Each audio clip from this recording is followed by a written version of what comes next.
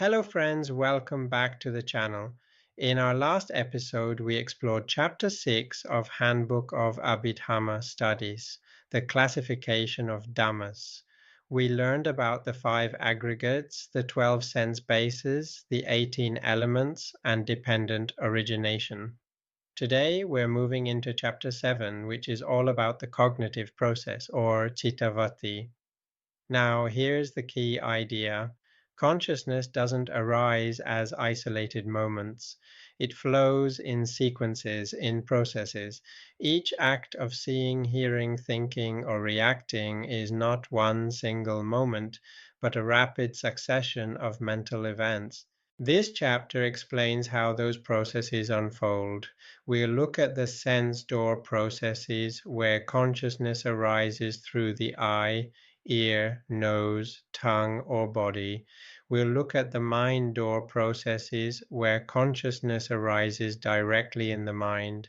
We'll see how perception, attention, and reaction occur in rapid succession, and we'll highlight the impermanence of mental events, how each moment arises and ceases almost instantly. So if you've ever wondered, how does perception actually work? How does the mind move from seeing to reacting? This chapter will give us the Abhidhamma perspective.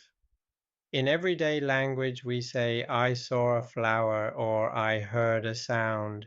It feels like one continuous event. But Abhidhamma shows us that each act of perception is a process, a chain of consciousness moments arising in sequence. For example, seeing a flower involves the eye contacting the visible form, a moment of visual consciousness arising, attention turning toward the object, perception recognizing it as a flower, reaction following pleasant, unpleasant, or neutral. This whole sequence happens in a fraction of a second. It's so fast that we experience it as one event, but in reality, it's many consciousnesses arising and ceasing in rapid succession. This analysis helps us see the impermanence of mental events. Each moment is fleeting, conditioned, and not self. Let's look at the sense door processes. There are 5 sense doors: eye, ear, nose, tongue, body. Each has its own process. For example, in the eye door process, 1, the visible form contacts the eye. 2, the eye consciousness arises. 3, attention turns toward the object. 4, perception recognizes the form. 5, reaction follows, pleasant, unpleasant, or neutral.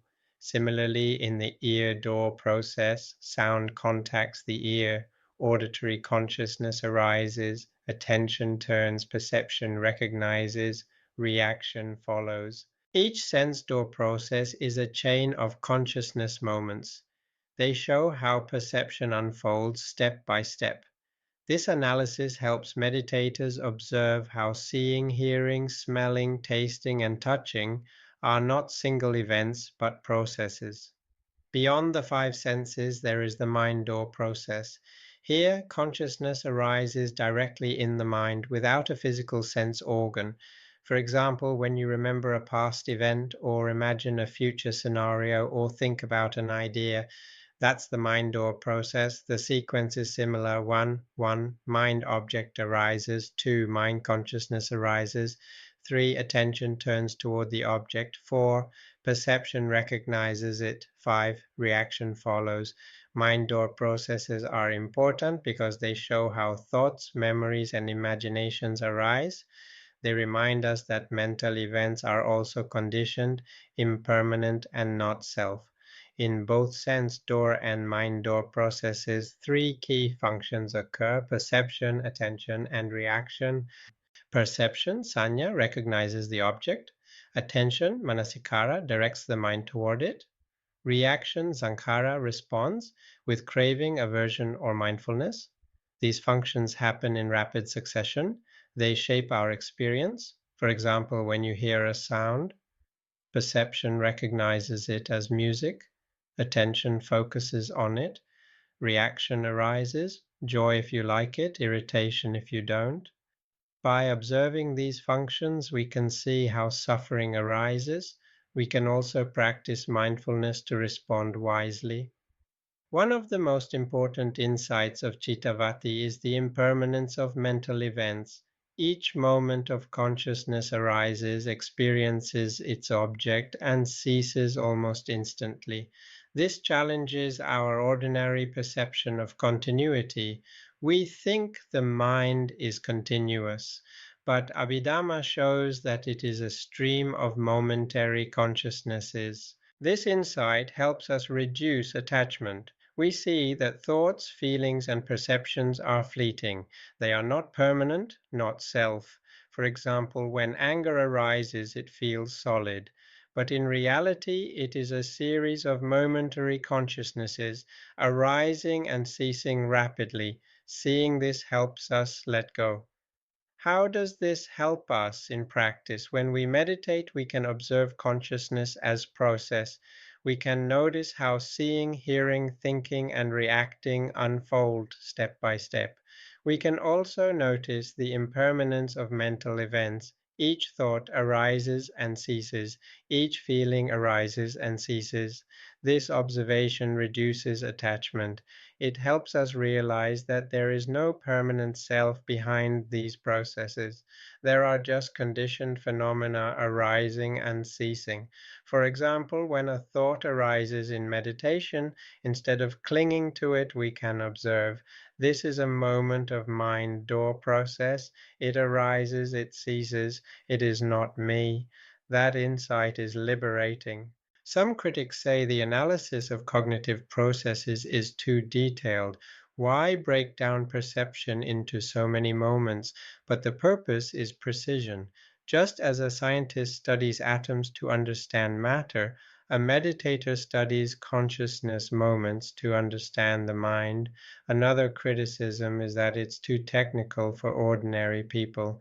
But even a basic understanding can help us see impermanence and not self. So, while the details may be complex, the essence is simple. Consciousness is process, not permanence. So, to conclude, Chapter 7 of Handbook of Abhidhamma Studies presents the cognitive process or Citta-vīthi. We've learned that consciousness flows in processes, not isolated moments. We've explored the sense door and mind door processes. We've seen how perception, attention, and reaction occur in rapid succession, and we've highlighted the impermanence of mental events. Most importantly, we've seen how this analysis helps us in practice. By observing consciousness as process, we reduce attachment, understand impermanence, and cultivate wisdom. So, as you go about your day, try to notice consciousness in action. When you see, hear, think, or feel, reflect. This is a process, not a self. This reflection can deepen your mindfulness and insight. Thank you so much for joining me in this deep dive into Chapter 7 of Handbook of Abhidhamma Studies. We've journeyed through the analysis of cognitive processes, seeing how consciousness flows in sequences rather than isolated moments. We've explored sense door and mind door processes, and we've reflected on the impermanence of mental events. If you found this exploration helpful, please like the video, subscribe to the channel, and share it with others who might be interested in Buddhist philosophy and meditation. In our next episode, we'll move into Chapter 8, where we explore karma and rebirth, how intentional actions shape future experiences, and how the cycle of samsara continues. This will connect our study of mind and matter with the law of moral causation. Until then, may you be well, may you be peaceful, and may you continue your journey into wisdom.